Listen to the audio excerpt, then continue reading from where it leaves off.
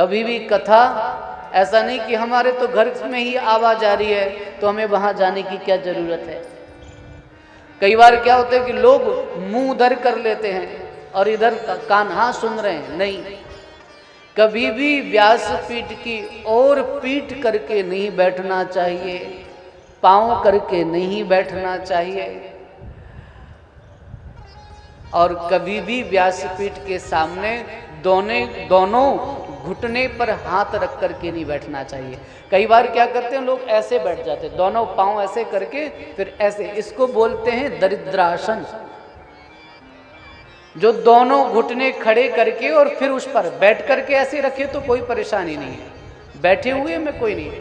पर अगर पांव ऐसे मोड़ करके दोनों, जैसे गांव में वयोवृद्ध लोग बैठ जाते हैं, दोनों पांव ऐसे मोड़ करके फिर ऐसे करके ऐसे बैठ जाएं तो उसको दरिद्र आसन कहते हैं। अगर ऐसे आसन में कोई बैठ करके कथा श्रवण करे, कोई पूजा पाठ करे तो उसके घर में दरिद्रता आएगी, समृद्धि नहीं आएगी।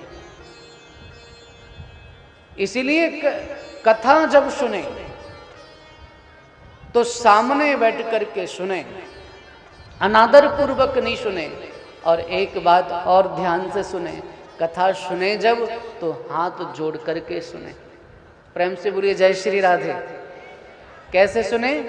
हाथ जोड़ करके।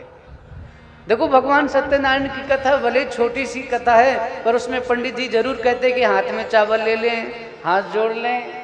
ये छोटी छोटी सी बातें हैं, बताते हैं कि नहीं बताते हैं? तो हाथ जोड़ करके कथा सुने, हाथ बांध करके नहीं। कभी किसी ने यज्ञ में अग्नि मंथन होते हुए देखा है? बोलिए किसने देखा है?